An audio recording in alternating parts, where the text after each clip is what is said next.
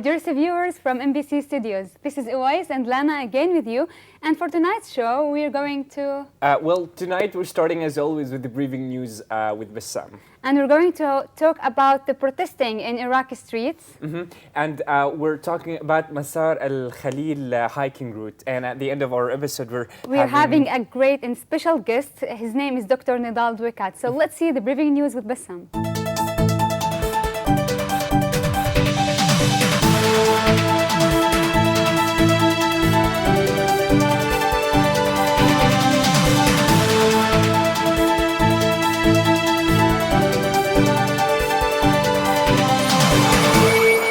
Thank you, Lana and Uwais.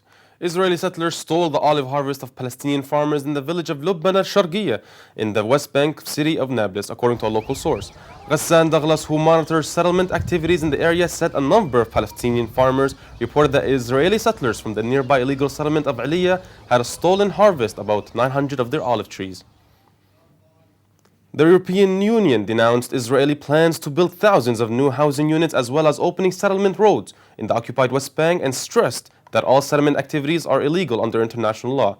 In October 2019, Israeli authorities approved the advancement of well over 2,000 housing units in illegal settlements in the occupied West Bank, said an EU spokesperson in a statement.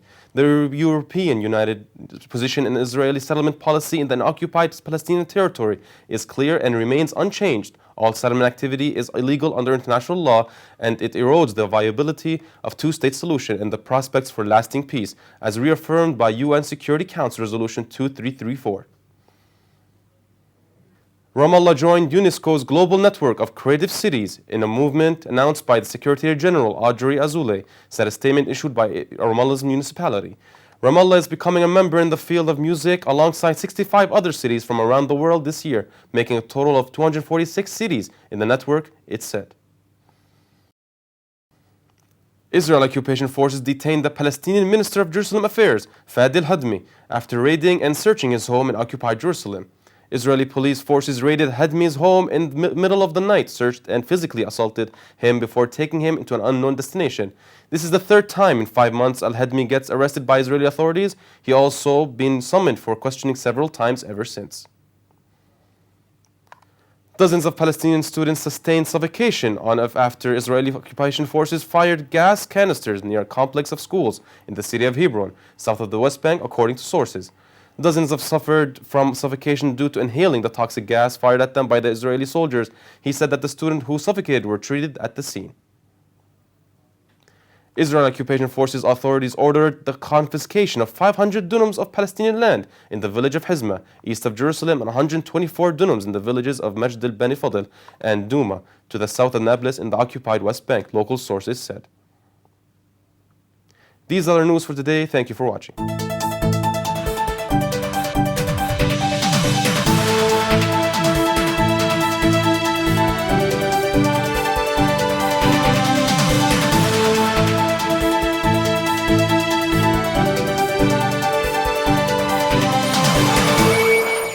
Bassam, and hello again. So hiking and biking in Masar al-Ibrahim al-Khalil route, a long-distance cultural hiking in Palestine. It is 330 kilometers long, and it goes through at least 50 villages and cities around Palestine. And it goes by Bedouin villages and a lot of experiences and activities through this trail.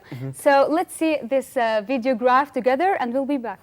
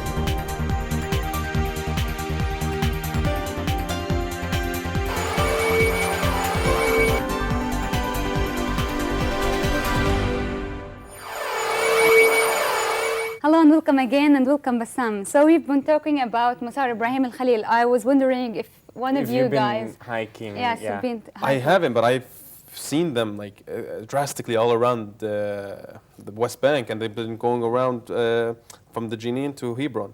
And it's a long way, and lots of tourists are involved in it, lots of Palestinians. I'm a full supporter of this. It is a very good environment to meet locals and internationals. And despite the restrictions, there are Google Maps and there are some guide people. Yeah, they who made an guide application, the a road. map, just so people don't get lost or Yes. face any kind of, let's say, problems. And the going to a Ministry of settlement or anything. Culture, I think they drew some paintings on the rocks and during this trail, so no one will be lost. Yeah, it's like an arrow putting, like, it's actually really nice. Yes. It's very unique, like how you put an arrow in a rock, and it's like, go this way, and come So this to way. to some extent, like you can go by yourself. Like each individual can go by himself or herself. Of course, you don't have to be with a partner. With a It's like group. it's for yourself. It's for your own support. But there's some similar big event going on.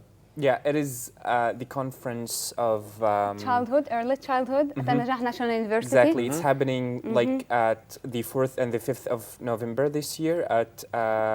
Prince Turkey Theatre at An-Najah a new University, campus. yes. Yes. And So it's interesting. Like they want to show the progress that's been going on over the years in childcare. yes, it talks about the childhood early theories, and it talks about the childhood under the occupation or conflict areas. Yeah, from all over the world, not only in Palestine, and it focuses on early childhood specifically. So for more details, let's take a look at this video together. We're at the Najah National University, and today is the International Conference for Early Childhood. And lots of public figures are going to be attending, and we're going to be seeing their points of view on the violence and the wars that have been come into effect these past years. Let's check it out together.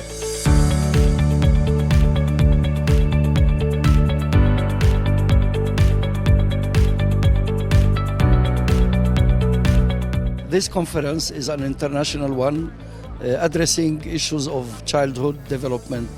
And in that sense, we look at children, hope and peace. In that sense, as well, we look at how could we together put hand in hand to create a better future for children. Benefiting from the international expertise that we have around, we hope to bring more evidence, more science and more best practices into the early childhood care and development programs in the country. And there will be 2 days of work under the theme Neuroscience and Early Childhood Development. What science brings into the development of the child? What issues do we need to address so that the child enjoys love, care and safe environment?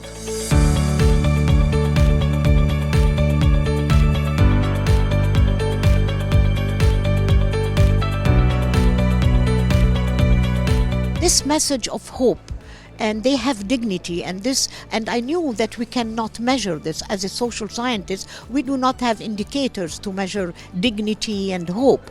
However, I took this message with me when I joined the United Nations, and the Charter of the United Nations and also the Convention on the Rights of the Child. I thought this is a framework for me to help the people of the world. Today we are meeting on the 30th anniversary of the Convention on the Rights of the Child that happened 30 years ago, and we have realized a lot for children in the world. Less children die when they are below 5 years old, more children go to school, more children are vaccinated.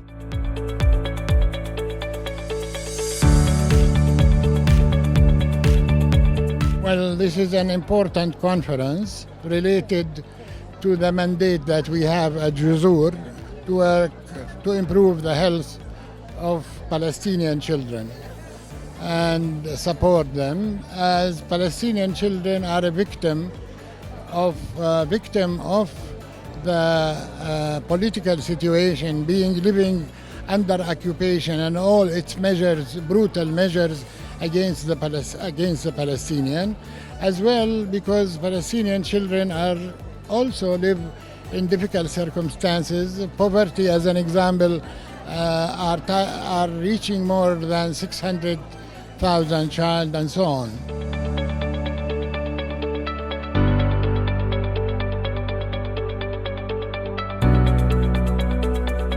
If we look around the world, even in this region of the world, it is really catastrophic in terms of what is happening, and it's having an impact directly on the children.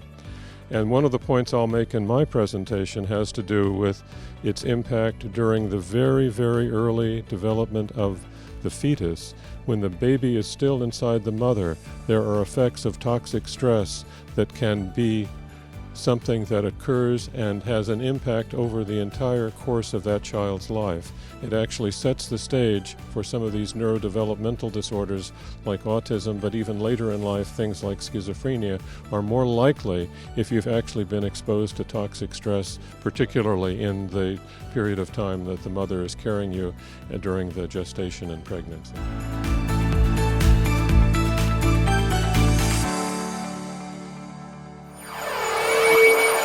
That was a very interesting conference that went on. It's like what I noticed, lots of people from all around the world, like people of position, people of like educated, like nice universities. Yes, of course, it's like this childhood, peace, war, and hope from local and international perspectives. So I guess they want to support the idea that and locals.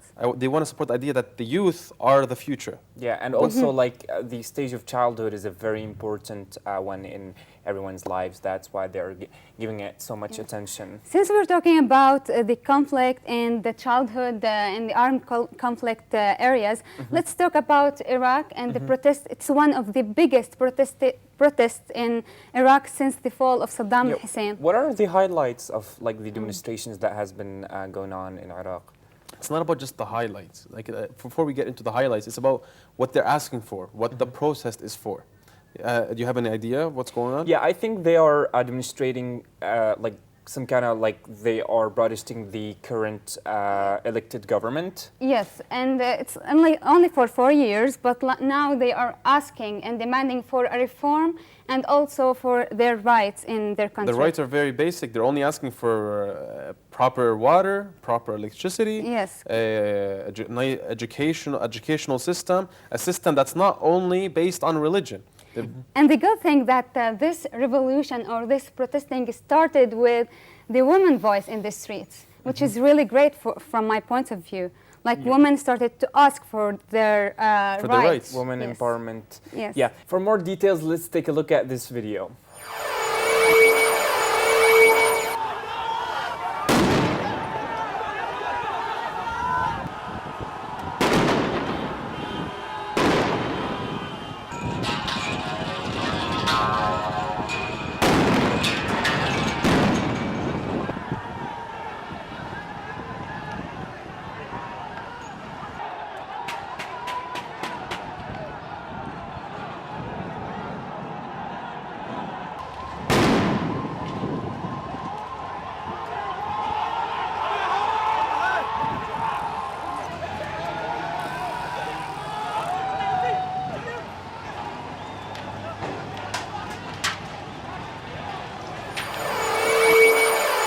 Hello again. So protesting is a must, especially if we're talking about the occupation and the Israeli occupation forces. This is like a very misery video about a young man who were shot at the checkpoint. Yes. Yeah, it's near the Zaim Jerusalem. checkpoint. It's like in the west of Jerusalem, and he was just walking through the checkpoint in peace. But then, out of a sudden, let's say, a soldier goes like, "Oh, let's shoot this man." He was walking away from the checkpoint, and they told him to leave. Everything was by law. He didn't do anything illegal, I guess. He was told to everything's cool. He walked by, and he was just shot in the back.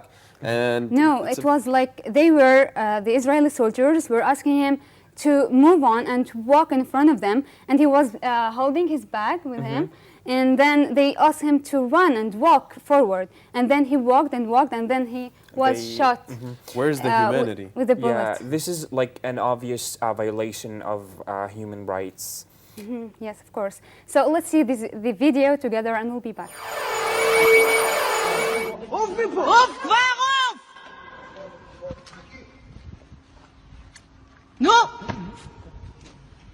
אורית, תוריד ידיים, תוריד, רוח רגיל, יאללה. רוח. רוץ כבר!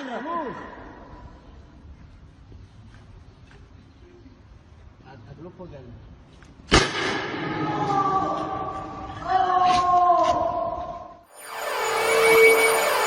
The Najah National University has become the first university in the first place in Palestine and the 46th around the Arab world. Yes, of course. And for this amazing event, we're hosting today a special guest from An-Najah National University. He's the Deputy of Planning, Development and Quality. His name is Dr. Nidal Dweikat. Hello and welcome. It's an honor for us to have you here in this studio. Good evening, Dr. Nidal. Dr. Nidal, could you please start with introducing yourself to our audience? Yes, thank you very much for having me here. My name is Nidal Dweikat. I am Deputy President for Planning, Development and Quality Assurance at the university. And my role is, with my team, is we are responsible for all accreditation of new programs and current programs, local accreditation and international accreditation. We also responsible for quality assurance of the administrative process and academic process at the university. In addition, we are responsible for all ranking of the university, QS, Times, Higher Education, and other kinds of rankings. So, Dr. Nidal, there is the Times Higher Education ranking, and there is the Academic Education ranking, and there is the QS ranking. So what makes the QS different and unique for An-Najah National University this year? Yes, thank you. Yeah, there are three major rankings around the world. It's very popular and famous. Times Higher Education, Shanghai, and QS. And the QS, they have many versions of that. We are participating in many of them. And the QS Arab World is ranking specially designed for Arab universities in the Arab world. Middle East, let's say? Yes, let's say in the Arab universities, yes. There are some versions for Europe, for South America, and for Asia, and so on. And this is the one that we have recently achieved #1 in Palestine and 46 in the Arab world. They have criteria to assess universities. Yes, exactly. And they have 10 dimensions. And we have achieved many good scores. And what are those criteria that the QS follows towards, for example, our university, An-Najah? What did they accomplish? Yes. QS Arab World, they use 10 criteria. The first one is called academic reputation, and they survey around 90,000 academic around the world, academic staff around the globe, and they ask those people to rank our university and other universities, of course. And this they assign 30% of the total scores. Really? That's actually quite impressive. Yes, exactly. And the other one is employability, and they mean by that is that how strong the graduates of the university in getting jobs into that.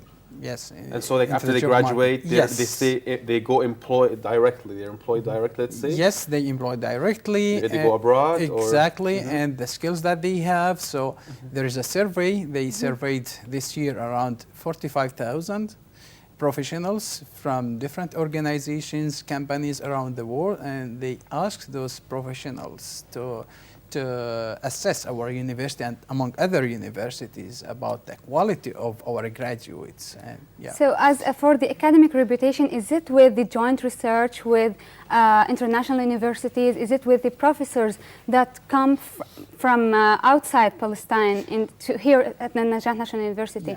So what is the main focus here? This is the academic reputation. They ask about our presence in the global, let's say, level. They ask about the quality of our graduates from academic point of view. But there are other criteria, as you said, the 8 criteria. For example, one of them is the ratio of staff to student.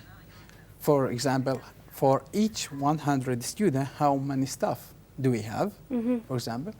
There's another criteria is the ratio of PhDs or PhD holders. Yes. We call it like from our academic staff, how many PhDs we have, how many PhD holders. And I also heard that, for example, if a doctor, the more the doctor supports the facility in research, for example, his research, that brings more ranking power. Exactly. This in terms of 3 criteria they use as well. One of them is called International Research Network, which means that how many, let's say, research articles that we have published in collaboration with staff from other universities from outside Palestine. Yes. So this is called International Research Network. And also they have criteria, it's called citation per paper. Like if I produce a paper, how many citations did I get? Okay. And also number of papers, the ratio of number of papers per faculty members. Okay, yes, yes, Like, yes. yeah, So obviously, like, this ranking is very important to the university. So I want to ask, like, what kind of opportunities does this new ranking, like, brings to the university or opens? I think he's trying to say is like, what kind of advantages does this give our university? Yes, the advantages and benefits. Yeah, exactly. This is very important to us and very important to any university, actually, because university rankings has been one of the most, let's say, criteria to assess the quality of the graduates and the quality of the university in terms of the quality of higher education. For example, if you apply for a master's degree, if you apply for a job, if you apply for anything, today, most of the organizations, they look, or employers, they look at the university ranking that you have graduated from. So this is the only criteria they assess universities, the strength of the university. So it's very important for the universities to be listed in these academic. So about the scientific research for the students who do some scientific researches here in Palestine, what are the benefits in international universities and in Palestine? Like, do they get a great benefit here in Palestine or abroad? Yes, yes, very good question.